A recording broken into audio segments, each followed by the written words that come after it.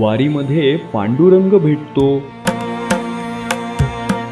हे वाक्य त्याच्या कानावरती पडलं आणि त्याच्या मनात कुतूहलाचं एक छोटंसं बीज रुजलं.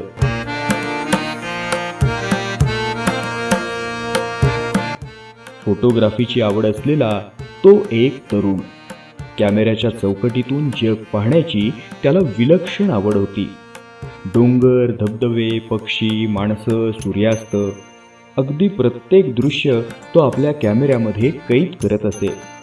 पण त्या दिवशी त्यानं ठरवलं, जर खरंच वारीत पांडुरंग भेटत असेल तर यावेळी माझ्या कॅमेऱ्यात त्या पांडुरंगाचा फोटो कैद करणार. आषाढीची वारी सुरू झाली होती.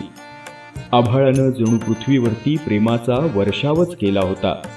मुसळधार पाऊस अविरतपणे कोसळत होता. रस्त्यावरती पाणी साचलं होतं, पण त्या पावसालाही हरवणारा एकच नाद सर्वत्र घुमत होता, ज्ञानोबा माऊली तुकाराम. टाळांचा ठेका, मृदुंगाचा गजर, भगव्या पताका वाऱ्यावरती डोलत होत्या. लाखो वारकरी विठ्ठल भक्तीनं चिंब झालेल्या अंतःकरणानं पंढरीच्या दिशेनं निघाले होते. तो तरुण कॅमेरा हातात घेऊन प्रत्येक चेहऱ्याकडे पाहत चालला होता. एखाद्या वृद्धाच्या सुरकुत्यांमध्ये, एखाद्या लहान मुलाच्या निरागस हास्यामध्ये, एखाद्या आईच्या डोळ्यामध्ये, तर एखाद्या थकलेल्या वारकऱ्याच्या कपाळावरच्या घामामध्ये तो विठ्ठल शोधत होता.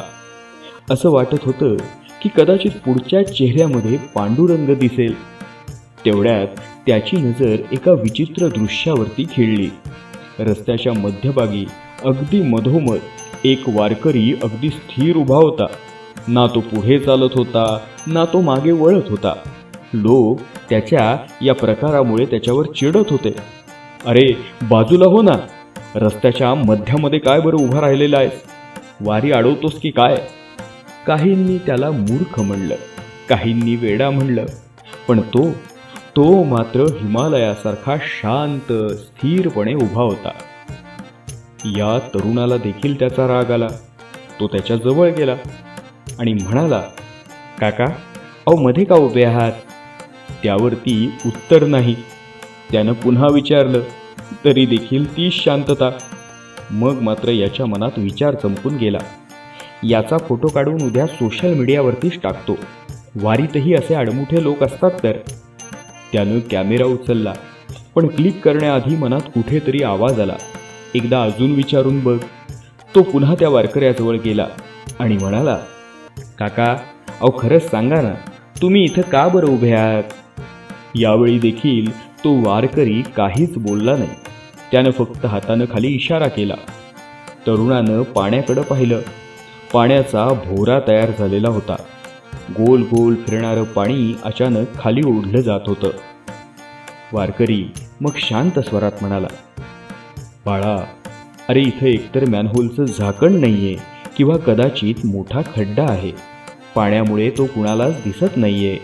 एखादा वारकरी जर पाय घसरून पडला तर थेट आत जाणार नाही का? आणि म्हणूनच मी इथं उभा आहे. तो तरुण क्षणभर शांत झाला. ज्याला तो हट्टी समजत होता तो तर कित्येक जीवांचा अदृश्य रक्षक होता. त्यानं पुन्हा विचारलं, अहो मग तुम्ही प्रत्येकाला सांगत का नाही बरं? अहो हे लोक तुम्हाला शिव्या देत आहेत, तुमच्यावरती रागवत आहेत, तरीही तुम्ही गप्प का? त्या वारकऱ्याच्या ओठावरती मंद स्मित उमटलं. तो म्हणाला, अरे बाळा, मी प्रत्येकाला जर उत्तर देत बसलो तर माझं लक्ष विचलित होईल आणि तेवढ्या वेळात नेमका एखादा जीव जाईल. लोक मला काय म्हणतात यापेक्षा ते सुखरूप पुढे गेले एवढंच माझ्यासाठी पुरेसं आहे.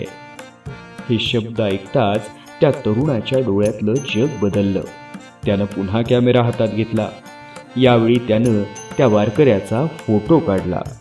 पण कॅमेऱ्यामध्ये त्याला दिसत होता तो केवळ एक साधा वारकरी नव्हता, तर दोन्ही हात कमरेवरती ठेवून भक्तांच्या रक्षणासाठी उभा असलेला सखा पांडुरंग होता.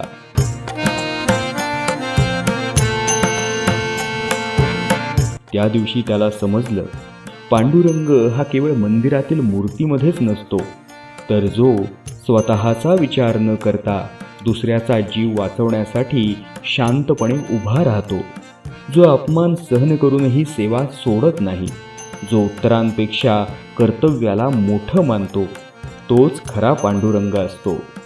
आणि त्या दिवशी त्या तरुणाने आपल्या आयुष्यातला सर्वात सुंदर फोटो काढला. तो फोटो कॅमेऱ्यात नव्हता, तो कायमचा त्याच्या हृदयामध्ये जतन झालेला होता.